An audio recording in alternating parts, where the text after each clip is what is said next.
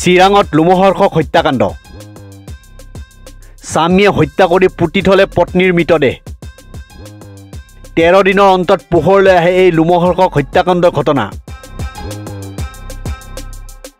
চিৰাঙৰ ভাৰত ভূটান সীমান্তৰ আমগুৰি থানাৰ অন্তৰ্গত জনতা বজাৰ এলেকাত সংঘটিত হৈছে নৃশংস হত্যাকাণ্ড স্বামীয়ে হত্যা কৰি পুতি থলে পত্নীৰ মৃতদেহ 13 দিনৰ অন্ততহে বৃহস্পতিবাৰে পোহৰলৈ আহে এই লোমহৰ্ষক হত্যাকাণ্ডৰ ঘটনা হত্যাকাৰী স্বামীৰ স্বীকাৰোক্তিৰ ভিত্তিত আৰক্ষীয়ে মাটি খানি উলিয়াই আনিলে পত্নীৰ অৰ্ধগলিত মৃতদেহ মৃত মহিলাগৰাকী আমগুৰি থানাৰ অন্তৰ্গত জনতা বাজাৰ সোণাপুৰ গাঁৱৰ বাসিন্দা গাওৰাও নাৰ্জাৰীৰ দ্বিতীয় পত্নী হাইতি নাৰ্জাৰী বুলি চিনাক্ত কৰা হৈছে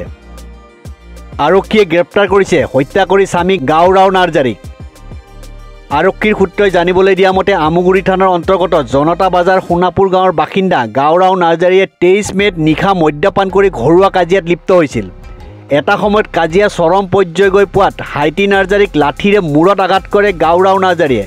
ফলত মৃত্যু হয় 3 কন্যা আৰু এটা পুত্ৰ সন্তানৰ মাতৃ হাইতি নাৰ্জাৰীৰ হত্যাকাৰীয়ে ঘটনাৰ গাপ দিবলৈ ঘৰৰ পিছপিনে থকা তামোল বাগানত গাঁত খান্দি পুতি থৈ পত্নীৰ মৃতদেহ ঘটনাৰ 13 দিনৰ মূৰত নিহত মহিলাগৰাকীৰ ককায়েকৰ অভিযোগৰ ভিত্তিত আমগুৰি থানাৰ আৰক্ষীয়ে বৃহস্পতিবাৰে হত্যাকাৰী স্বামী গাওৰাও নাৰ্জাৰীক গ্ৰেপ্তাৰ কৰে হত্যাকাৰী স্বামীৰ তথ্যৰ ভিত্তিত আৰক্ষীয়ে মৃতদেহ উদ্ধাৰ কৰিছে